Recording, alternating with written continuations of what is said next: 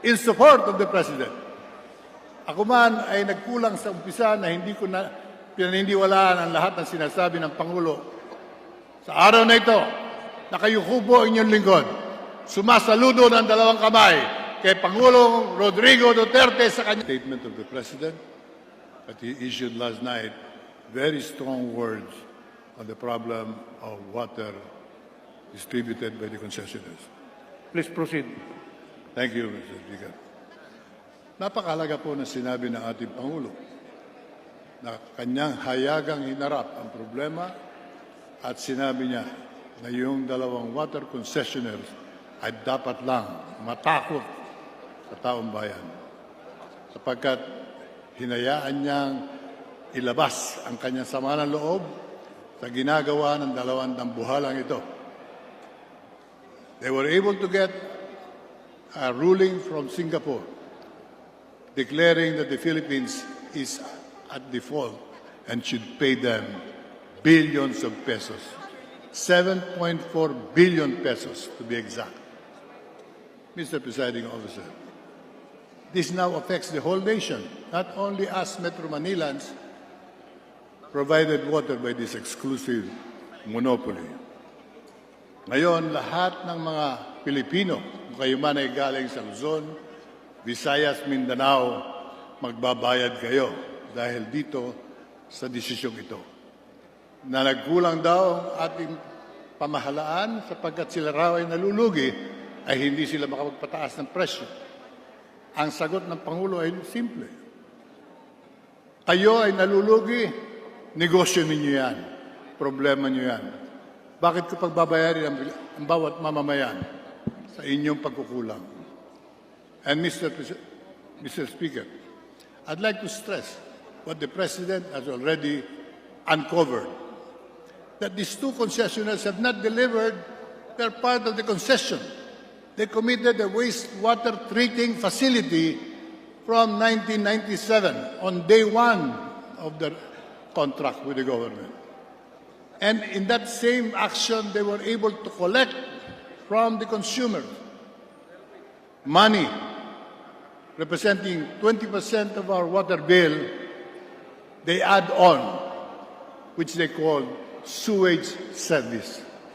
And then, realizing that it was becoming publicly known of a scandalous shortcoming and violation of the contract, they changed it to environmental fee. But in effect, it's still the same 20% add-on to our water bill. Kumolekta sila ng kumolekta ng daan-daang bilyong piso sa mga mamamayan na hindi naman nila ginawa yung bahagi ng kanilang concession. They have never started even putting up an effective waste treating facility so that water from our households, wastewater coming from our Pozo Negro, should be treated accordingly to a central treating facility before the water is allowed to go back to Laguna de Bay, Pasig River, and Manila Bay. Mr. Speaker, our water bodies have already decayed to a point practically of no return. Manila Bay is now poisonous. Laguna de Bay is suffering the same decay and pollution because wastewater from our Pozo Negro goes straight to these water bodies and not to a treatment plant which was supposed to have been delivered from 1997. No kami po pinalad na mahirang sa Department of Environment. Isa ito sa mga nakita kong hayagang paglabag sa batas ng ating bansa. Immediately, we went into action and we filed cases against them. Penalized them 100,000 a day for non-compliance. They questioned it in court, they lost. They elevated it to the Court of Appeals, they lost. They elevated it to the Supreme Court. On August of this year, the Supreme Court finally decided on a unanimous decision that they are supposed to pay ₱1 billion each. Para makabalik sila sa ating lahat, nagdemanda sila sa Singapore. Bakit hindi dito sa Pilipinas sila magdemanda? They filed a case in Singapore, and of course they won their case because they chose the venue. pinagbabayad ngayon ang gobyerno ng 7 bilyong piso. Yan ang tingin ko ay nakagalit sa ating Pangulo. And therefore, we stand today in support of the President.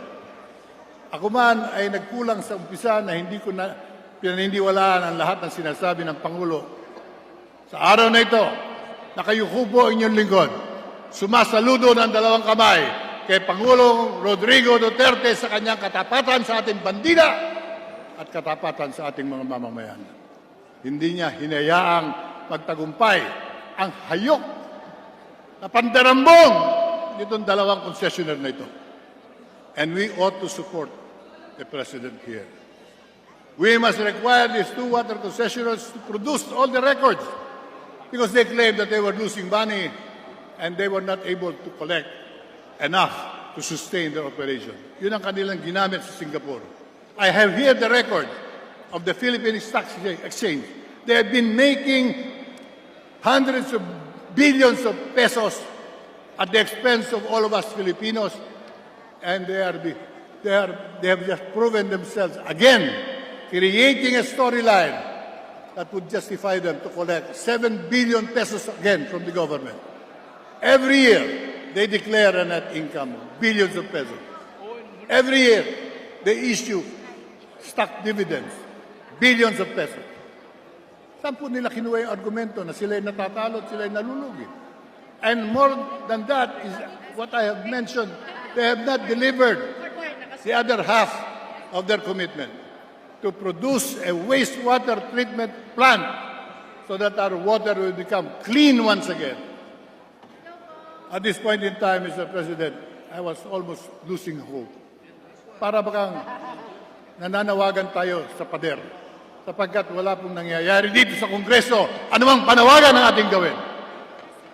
Ngayon nagsalita na ang ating Pangulo at ang sisingilin ngayon ay hindi lamang kami, kundi lahat kayo, kung saan man kayo nagagaling, magbabayad kayo kung papayagan ng Pangulo manaigang desisyon ng Singapore. So we have to stand up as one. And at this point in time, I challenge the Speaker of the House, take action on this matter. You lead, we will follow. We cannot stay quiet.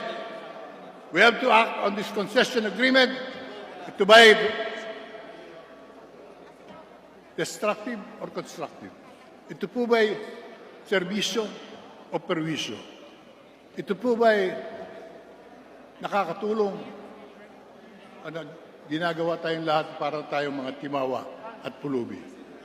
Kaya mga minamahal kong mga kasamahan, respectfully requesting you, honorable members of Congress, let us get the Speaker to act on this, and we must move as one, as representatives of the people and duly elected members of our electorate. We sit here because the people sent us here. It behooves us. And now that the challenge has been posed to us, we should act accordingly to these contracts signed in 1997 and at this point in time proving themselves nothing but money-making schemes to get the money, hard-earned money from our pockets. Panahon na upang ang mga kontratang ito ay ma-abrogate kung kinakailangan. Nung ang tubig ay nasa kamay ng gobyerno, naiinom natin ang tubig galing sa poso. Naiinom natin ang tubig galing diretso sa grip. Nung magmula nung hinawakan nila ang distribution ng tubig, naging marumi na ang uri ng ating iniinom. Kaya tayo umiinom na lang ng mineral water. So this is the time, Mr. Speaker, that the Congress of the Philippines should really take note of our duties and sworn responsibilities. Pagtanggol natin ang ating bansa, pagtanggol natin ang ating mga mamamayan sa pang-aapi. This is nothing but a money-making venture. And we also urge the members of Congress to take a serious look at privatization of utilities whenever brought to us. Utilities should never be privatized anymore. One of the impositions of the foreign powers we embraced to make the Filipinos impoverished forever. Kailangan tubig, kuryente ay galing sa pamahalaan as a public service and not as a profit motivated venture. This is the time where the Filipinos can liberate themselves from the chains that were put on us. Tinali tayo at hindi tayo pinagbigyan na makabangon kailanman. Ito na ang pagkakataon. Not the next administration, but this administration. Because we have a leader who's decisive, who has the courage. Meron po siyang tunay na pagkalalaki at yan ang ating hinahangaan. And again, I will repeat what I said. Speaker Cayetano, you are now on the spot. You show your mettle as a leader. We, members of Congress, will act as one to support you and the President. Maraming salamat po. Ang kinabukasan ng ating bansa ay nakasalalay dito sa ating usaping ito. Thank you for giving us the opportunity to express the sentiments of each and every citizen. And this is an opportunity for us to wake up to reality. Wala pong tutulong sa atin, kundi tayo na mismo. Salamat po. Patnubayan tayo ng Panginoon na nagbibigay sa atin lahat ng pagkakataon ito. Mabuhay.